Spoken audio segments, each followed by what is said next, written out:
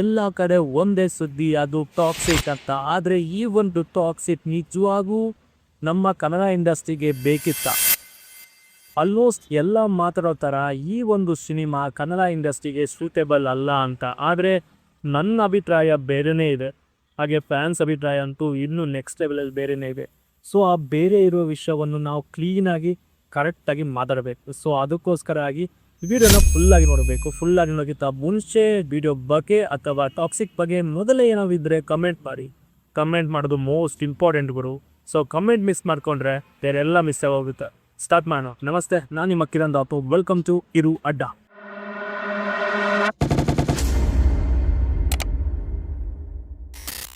Cinema ಯಾವ ಲೆವೆಲ್ಗಿದೆ ಅಂತ ಇಡೀ ಜಗತ್ತೇ ಆಲ್ಮೋಸ್ಟ್ ಅವಾಗಲೇ ಮಾತಾಡ್ತಾ ಇದೆ. ಆದರೆ ಆ ಮಾತಾಡ್ತಿರೋದು ಯಾವ ಲೆವೆಲ್ಗಿದೆ ಅಂತ ಹೇಳಿದ್ರೆ ನಮ್ಮವರೇ ನಮಗೆ ಬೇಡ ಅನ್ನೋ ಲೆವೆಲ್ಗಿದೆ. ಯಾವ ಬೋಳಿ ಮಗ ಹೇಳಿದ್ರಿ ಏನ್ರಿ ಅದು ಮಾತಾಡೋದು? ಆ ಬೇಡ ಅನ್ನೋದು ಯಾಕೆ, ಅಥವಾ ಬೇಡ ಅನ್ನೋದು ನಿಜವಾಗ್ಲೂ ಬೇಕಿತ್ತ? ಏನು ಗುರು ತಲೆ ದಿಂಗ್ತಾ ಇದ್ದೀರಾ ಅನ್ಕೋಬೇಡಿ. ಸಿನಿಮಾದ ಸ್ಟೋರಿನೇ ಆ ಥರ ಇದೆ. ಅಪ್ಪ ಮಗನ ಸ್ಟೋರಿ ಆಗಿರ್ಬೋದು, ಆದರೆ ಅದರಲ್ಲಿ ಇರುವಂಥ 18+ ಕಂಟೆಂಟ್ ನಮ್ಮ ಇಂಡಸ್ಟ್ರಿಯನ್ನು ಹಾಳು ಮಾಡ್ತಾ ಇದೆ ಅನ್ನೋದು ಸ್ವಲ್ಪ ಜನದ ಮಾತುಕತೆ. ಎದೆಲ್ ಕಲ್ಲಿದ್ದವನ್ಗದೆಲ್ಲ ಅಂಟೋದು ಇಲ್ಲ. ಆ ಮಾತುಕತೆ ಎಷ್ಟು ಸತ್ಯ, ಎಷ್ಟು ಸುಳ್ಳು, ಅದೆಷ್ಟು ಸರಿ ಅನ್ನೋದನ್ನ ಈ ವಿಡಿಯೋದಲ್ಲಿ ನಾವು ಮಾತಾಡಕ್ಕೆ ಬಂದಿದ್ದೀವಿ.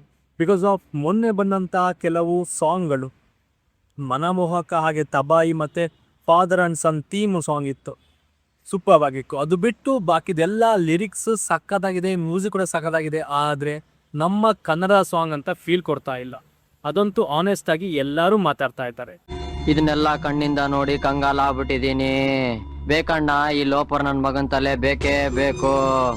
ಆದ್ರೆ ಅದ್ರ ಬಗ್ಗೆ ಮಾತಾಡಬೇಕು ಅಂತ ಅನಿಸಿದ್ರೆ ಇಷ್ಟೇ ವಿಷಯ.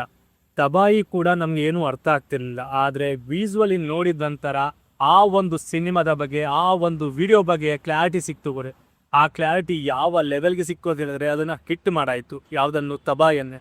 ಇನ್ನು ಮನಮೋಹಕ ಅದು ಕೇಳಲಿಕ್ಕಿಲ್ಲ, ಆ ಲೆವೆಲ್ಗೆ ಬಂತು. ಇವಾಗ ಈ ಒಂದು ಸಾಂಗ್ಗಳನ್ನ ನಿಜವಾಗ್ಲೂ ನಾವು ಅಕ್ಸೆಪ್ಟ್ ಮಾಡಬೇಕಾ ಬೇಡ? ಅಕ್ಸೆಪ್ಟ್ ಮಾಡಬೇಕು ಯಾವಾಗ ಗೊತ್ತಾ? ಈ ಒಂದು ಸಾಂಗ್ಗಳನ್ನ ನಾವು ವಿಜುವಲಿ ನೋಡಿದ ನಂತರ. ಅಲ್ಲಿ ತನಕ ಯಾವುದೇ ರೀತಿ ಅದೇ ಅಕ್ಸೆಪ್ಟ್ ಮಾಡೋಕ್ಕೆ ತುಂಬ ಕಷ್ಟ ಆಗುತ್ತೆ.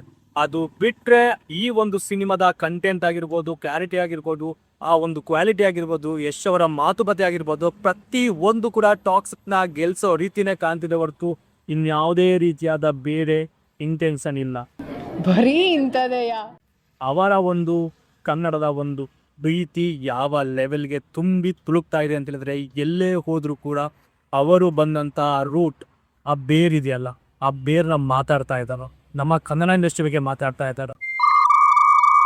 ಸೀರಿಯಸ್ಲಿ ಅವರ ಒಂದು ಕನ್ನಡ ಪ್ರೀತಿ ಇದೆಯಲ್ಲ, ಅದಕ್ಕೆ ನನ್ನದೊಂದು ಸಲಾಮ್. ಯಾಕಂತ ಹೇಳಿದ್ರೆ ಗ್ರೇಟ್ ಗುರು, ಗ್ರೇಟ್. ಎಲ್ಲೇ ಹೋದರೂ ಕೂಡ ಕನ್ನಡ ಇಂಡಸ್ಟ್ರಿ ಬಗ್ಗೆ ಬಿಟ್ಕೊಡ್ತಾ ಇಲ್ಲ ಗುರು.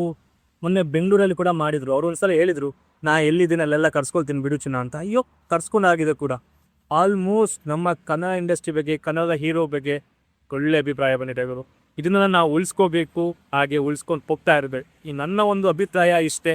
ಈ ಒಂದು ಸಿನಿಮಾ ಗೆಲ್ಲುತ್ತೆ ಅನ್ನೋದು ನನ್ನ ಒಂದು ಪ್ರಕಾರ, ಅಥವಾ ಗೆಲ್ಲಲ್ಲ, ಸೋಲುತ್ತೆ, ಕಂಟೆಂಟ್ ಅದು ಇದು ಏನೇನಿದೆ ಎಲ್ಲ ಒಂದ್ಸಲ ಡಿಸ್ಕಸ್ ಮಾಡಲಿಕ್ಕೆ ಕಮೆಂಟ್ ಬಾಕ್ಸ್ ಇದೆ. ಕಮೆಂಟ್ ಮಾಡಿ. ಸಿಗೋಣ ಮತ್ತೊಂದು ವಿಡಿಯೋದಲ್ಲಿ. ಅಲ್ಲಿ ತನಕ ಏನು ಮಾಡಬೇಕು?